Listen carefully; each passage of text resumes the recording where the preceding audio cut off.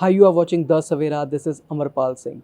Today we are at a book release event. A book, a translation of Bhagavad Gita in Punjabi language by an eminent social worker and an industrialist from the city, Sardar Ranjodh Singh.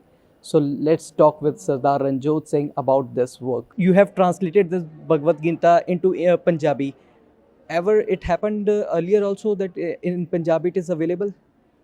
Actually, the essence of Bhagavad Gita has been translated, but mainly from translated from other languages like Hindi.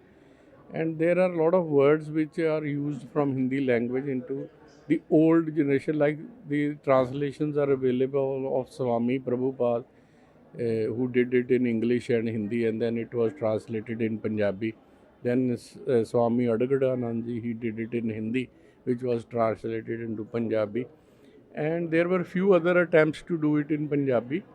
But the earliest attempt was by Raja Sir Daljit Singh in 1917. But in those days, Punjabi was like a very different written language and spoken language. So, in the modern context, there has been no major, didn't come across a very popular book on Bhagavad Gita. So, I have been studying the Bhagavad Gitas in last 8 years, 9 years. So, based on that, I did some research and read a lot of books in English and in Hindi language. So that I can write something in Punjabi, a native language, in a very simple and lucid way, so that the reach of this book is to the masses. What inspired you to take this initiative? Probably Lord Krishna and God Almighty who gave me direction. However, I was into translation, and I did my Japji Sahib translation in 2009, and then I was working on a translation on Gurbani.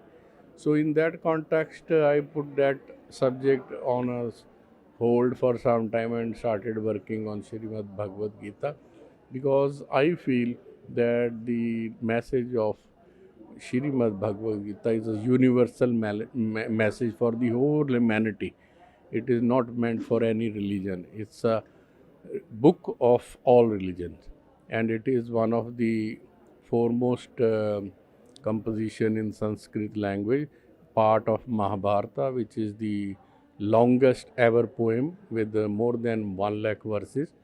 And Bhagavad Gita contains 700 slokas split into 18 chapters. So I have written 2 or 3 line translation only, simplifying it, because a thick book is never read. It is meant only for a cosmetic or or your library shelf. But a small presentable book can go a long way to understand the essence of the Srimad Bhagavad Gita. How long it took you to complete this book, and what kind of challenges you faced during this translation process? So it didn't took me much long. I think God was kind to me, and I used to woke up sometime in the middle of night to 2:30 and start writing till 7 o'clock, and then it took me around 7-8 months only, because Gita is not so long. It's only 700 verses, but it's all grace of God. The challenges which I had was to make it very simple, was to make it interesting to read. And the biggest challenge was to not to use the complex words, because today the Sahityakar, the doctors in universities, they feel a work is more research based when it has very difficult words which need a dictionary. So I try to avoid those words and make it a simpler reading for simple people, with whom I think people can connect with Lord Krishna and his divine philosophy. How do you maintain the accuracy and authenticity while this translation process? So mainly, I read a lot of translations. I went through in detail, though I don't know Sanskrit language. It's unfortunate for me that I couldn't learn at this age. But I read a lot of nice books written by, as I told in my opening speech also that there are 400 translations available only in English language, then Latin, German, Hindi, Gujarati, Tamil, and it has been translated world over in more than 60 countries, 60 languages, and it is most widely circulated book of the world. So, getting into Punjabi, I think it is God's grace. So we are having with us Pyara Lal Garg. He is an eminent philosopher and a former registrar from Baba Farid University. Sir, today you are here at an book release event, translation of Bhagavad Gita. How you take this translation and how it is helpful for today's society? Basically, when we read it, Bhagavad Gita itself is a philosophy of rights. And for the rights, we have to fight out. But when we want to fight out for our rights, we have to take the public along with us, the common man with us. Otherwise, alone we may be very bold, maybe a warrior, good warrior, but we will not be able to win the battle. Second, in Bhagavad Gita, when we see the writer, basically Krishna, who recited the Gita in Mahabharata, battlefield itself, to Arjuna, and he answered the questions of Arjuna. Now, Arjuna was, we know, a very good archer and a valiant warrior, but Shri Krishna ji told him that you cannot win the war unless until the people are with you, and you are fighting a just war. The Ludhiana is fighting an unjust war, and the people are not with him. In Krishna, whatever he said, he did in his life. He, as a, I would say, as a Lord, he killed two Daityas, demons, we can say, Kaljaman and Jarasandh. They had slaves with them. 0.125 million with one male slave, with another 1.125 million with the another one female slaves. He freed both of them, all these slaves from both of them, by killing both of them. And then said, you are my friends. You become couples, because the slaves were not allowed to marry. He said, you are my friends, you become couples.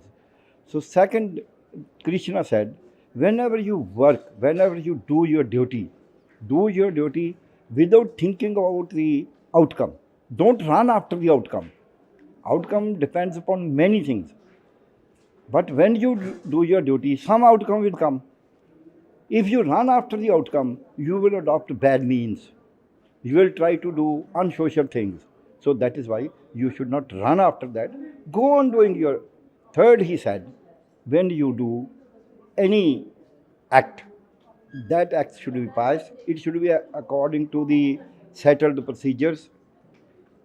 It should be for the public good. It should not be for your own grandeur or own power or own palace or to show off to the public. It should be for the public good. Then you can succeed. These are all the things which Sri Krishna did, and he did the same thing when he killed Kamsa, his own maternal uncle. How you take this Punjabi translation book by Sardar Ranjodh Singh? Sir, Ranjodh Singh has done a very marvelous work, I will say. I have gone through this whole when it was in the draft form. So I did some addition, some subtraction, because he sent it to me. That you go through it and make changes, whatever. Though I made some explanations about it, the words, because words are not that simple. But the limitation was that the size of the book could not be increased. So certain explanations have been deleted also. It's a very good translation, simple translation. And the addition to it is, whenever I used to read Gita, it was in verse straightway written. The original shloka was not there. So we could not know whether it is original translation or it is somebody has written it, whether it is correct or not. Now each shloka is given, and below that the translation is there in Punjabi. So one can read the shloka in Sanskrit. One can go to a Sanskrit, I was a scholar, Ask him to read out and spell it out, and then he can compare whether the Punjabi is correct or not. But I found the Punjabi is very correct and very concise, very well done. So this event was attended by eminent writer from the city, industrialists, philosophers, including Gyani Iqbal Singh Ji Jathedar from Takht Shri Patna Sahib, Padam Bhushan Sardar S.S. Johal, former Chancellor from Central University, Pyara Lal Garg, former registrar from Baba Farid University, Padma Shri Surjit Patarji, Professor Gurbhajan Singh Gill, and many others. Amarpal Singh with cameraman Manoj Sidhu, The Savera.